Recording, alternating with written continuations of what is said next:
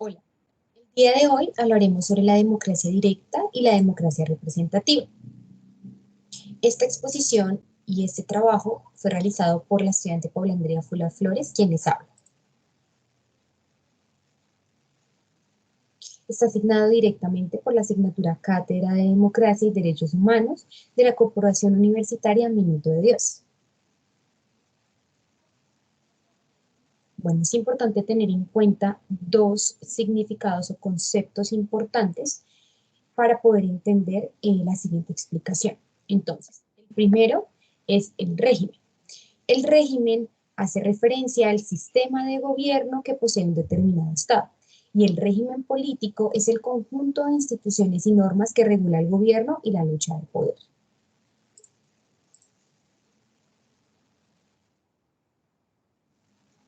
Entonces, teniendo claro y en cuenta esos dos conceptos, podremos entrar en materia. La presente exposición se basa en el documento escrito por el doctor Francisco Lizcano Fernández. Es importante tener en cuenta que existen varios tipos de regímenes políticos, pero en este caso el autor hace referencia al régimen democrático y al dictador. Para entender un poco el tema, la palabra democracia significa poder del pueblo y en la actualidad es una forma de vida, una forma de conducta para vivir en sociedad. Y la dictadura es una forma de gobierno autoritario, es decir, que responde a un gobierno en el que el poder político se centra en una sola persona, que es el dictador, o un grupo muy reducido. Este régimen generalmente surge en situaciones de crisis política.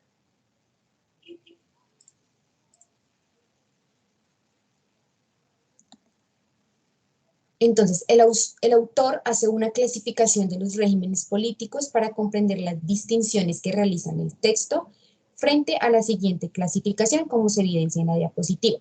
Entonces, el régimen político está dividido en tres partes. La primera es la democracia, la segunda es la semidemocracia y la tercera es la dictadura. Pero la democracia, como se evidencia en la diapositiva, se subdivide en democracia directa real, participativa, democracia representativa real, democracia directa pura y democracia representativa pura. Entonces, como les venía diciendo, el autor hace tres distinciones fundamentales. La primera hace alusión a la oposición que existe entre el régimen político democrático y la dictadura. Es decir, que en los dos tipos de regímenes hay tres variables importantes: libertades civiles, derechos políticos y Estado de Derecho, entre otras que se van a mencionar y se evidencian directamente en la diapositiva, para que lo importante es saber que cada una de esas variables o actores se manifiestan de manera opuesta. Como se evidencia en la diapositiva, específicamente en el cuadro, se entiende que en el régimen democrático hay mayor manifestación de los actores o variables políticos, mientras que en el régimen dictador no. Como se puede evidenciar, las autoridades es el único actor que se ve presente en la dictadura, mientras que en el régimen político casi todos los actores políticos están presentes.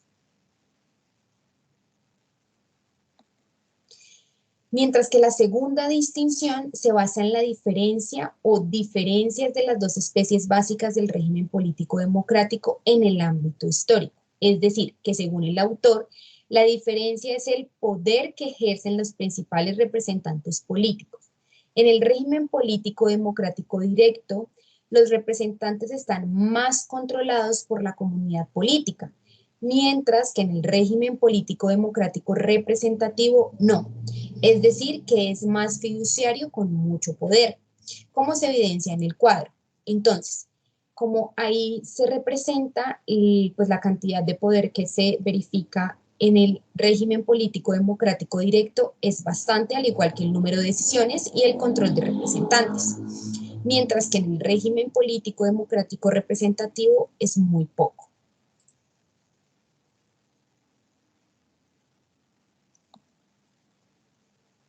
La tercera y última distinción es la comparación entre el régimen político democrático directo puro y el régimen político democrático representativo puro, en el cual en el primer régimen la comunidad política ejerce todo el poder, mientras que en el segundo régimen pues lo ejercen las autoridades autoritarias, más conocido como el autoritarismo.